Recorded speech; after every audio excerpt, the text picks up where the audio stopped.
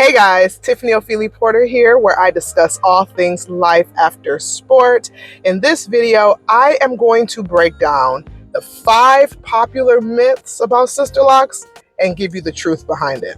Now, a lot of times with myths and misconceptions, there is a level of truth behind those beliefs, and there is some nuance to this conversation of the myths around Sisterlocks. So I'm going to go over exactly what that looks like as somebody who has had Sisterlocks now since 2018. So let's just go ahead and jump into the video. With medals on her chest, she's proven in greatness, knows no rest, representing the countries with pride she stands. Number 1 myth is that Sisterlocks are just the same as traditional locks. Now, yes, they do fall under the lock category, but the truth is Sisterlocks is a very specific brand of interlocking, and that is different than your traditional locks, which can be achieved using palm rolls or crochet or braids or twists or any other technique that the loctician deems appropriate. With Sisterlocks, for them to be considered true Sisterlocks, you have to use a specific grid pattern, which is just the parting of the hair, as well as the interlocking technique using the Sisterlock tool. And then there's just other specific criteria that they need to meet in order to be considered Sisterlocks, i.e. the size and things of that nature. So whereas all Sisterlocks are technically micro locks or just small locks, not all locks are Sisterlocks, if that makes sense. So they're not interchangeable. You can't just say all dreadheads or all locked people are the same, because that is a nuanced conversation. Now, I did do a full video breaking down specifically what the difference is between Sisterlocks and micro locks. I'll go ahead and link that in the description for you guys to check out. And I also have a whole playlist about Sisterlock content in general that I think you could find very useful. One of the key differentiating factors with Sisterlocks is that because they are so small, because they have that uniformity, that it's meant to mimic very closely loose natural hair and to give you that versatility in styling. They are also lighter and arguably offer a very natural look as well. Myth number 2, Sisterlocks are expensive and not worth the cost. Now, let's talk about this one, because while the initial installation of Sisterlocks can be expensive, and arguably so can the retightenings be, it is an investment into a long-term style that's just going to get prettier and prettier as time goes on. Now, I'm going to keep it real with y'all.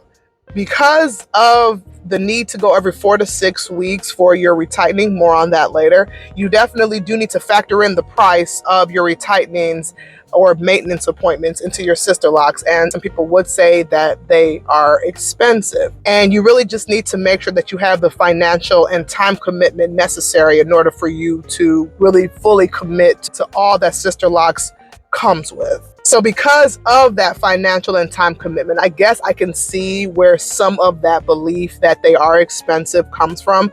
But to say that they're not worth the investment, that is arguable. And that, to me, as somebody who has reaped the benefits of Sisterlocks, would say is actually a myth. So for example, my establishment back in 2018, and I had about 5 inches of hair, I want to say costing me about $800. Honestly, I do not remember the actual price. And I do know that the price of Sisterlocks has increased substantially since then. However, I'm also saving a lot of money from having to go to the salon and get relaxers or perms or weaves or wig installations and all the other types of hairstyles that I used to do in the past.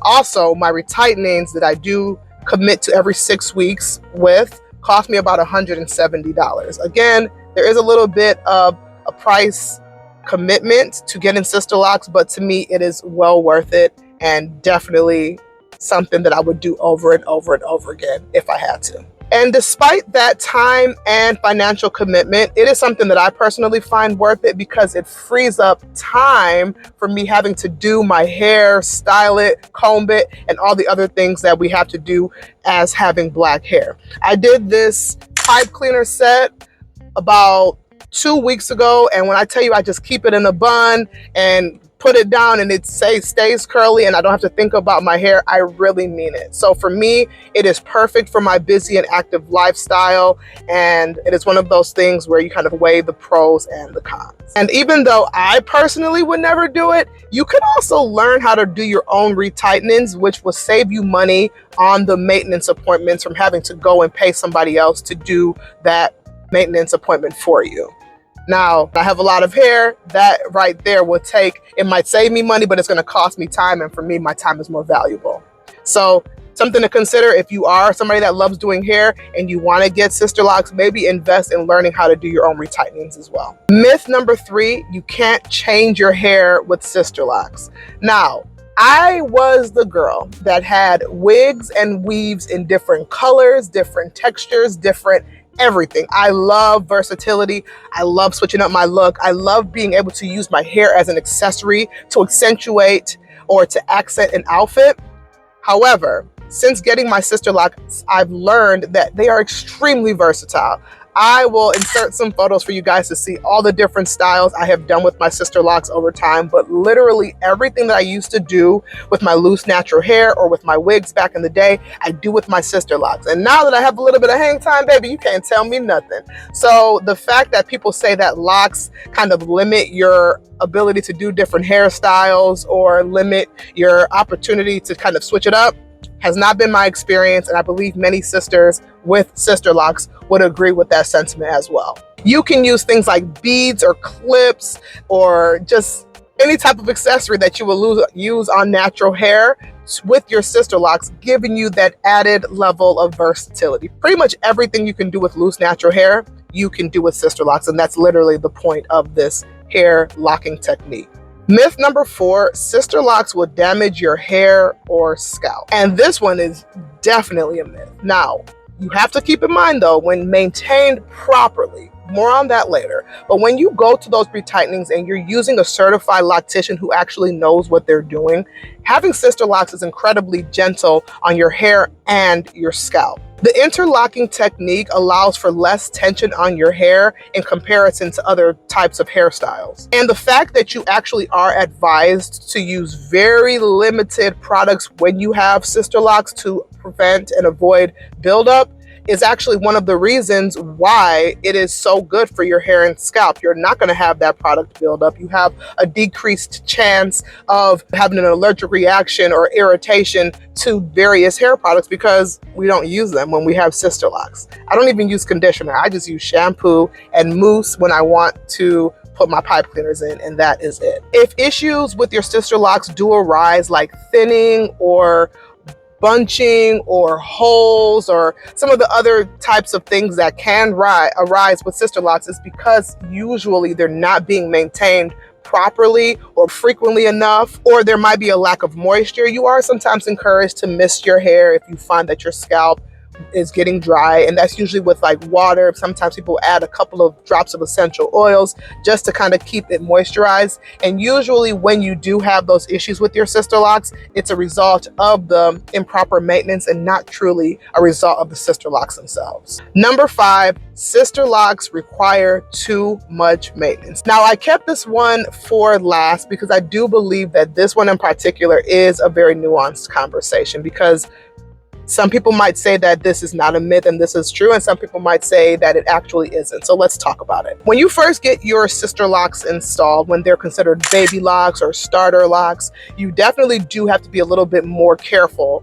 than when your locks are established and you've had them for a long time, like myself. So for example, when you go to wash your hair with Sisterlocks in those early stages before they actually do establish, you have to do a method called braiding and banding. So you get sections of your hair and you have to braid them and put rubber bands on the different sections, and that's how you go in and wash your hair. Because if you just wash it the way that I do now as somebody who has established locks, it can lead to slippage and those locks unraveling, and nobody wants that, especially after you paid that money to get them established in the first place. So yes, the initial stages can definitely be a little bit more extensive in terms of maintenance, but once your locks mature, when I tell you this is the easiest hairstyle I've ever had, I mean it.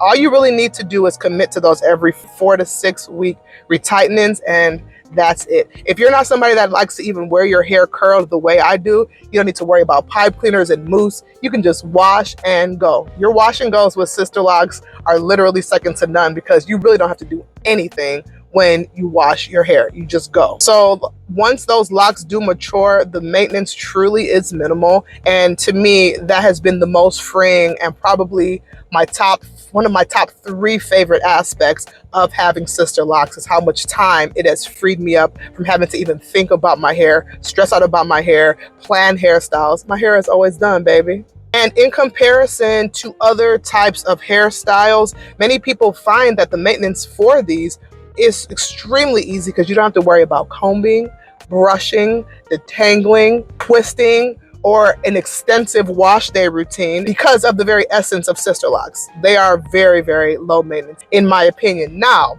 if you are somebody that you don't believe you can commit to every 4 to 6 weeks going to get your hair retightened or maintained, then Sisterlocks probably are not going to be for you. There are other types of locking methods where you can kind of achieve a similar look and kind of have some of those same freedoms that we have with Sisterlocks without having to go every so often. One of my good girlfriends, she has traditional locks, and I've actually done her retwists before in the past. And when I tell you, she has gone months and months and months without having to even think about doing anything to her hair, that is truly low maintenance. And because of her traditional locks being palm rolled as the way that they were established, she can very easily do her own retwists without having to commit to going and paying a loctician to do theirs. So even though this video was meant to kind of discuss the myths of Sisterlocks in particular, I'm always here to be a resource. So I definitely want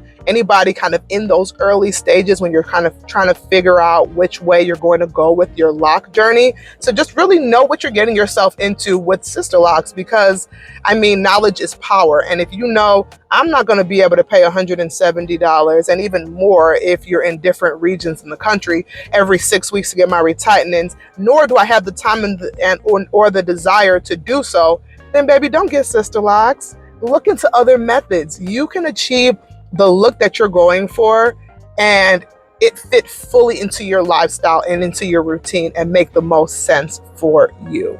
So I would love to know down in the comments, guys, if any of these myths you've heard before, if any that you disagree with my assessment of them. I respond to everybody in my comments. I love having conversations. I'm very passionate about Sisterlocks, if you can't tell.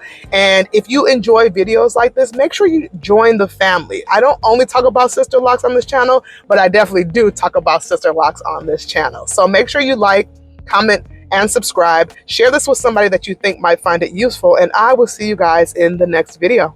Peace.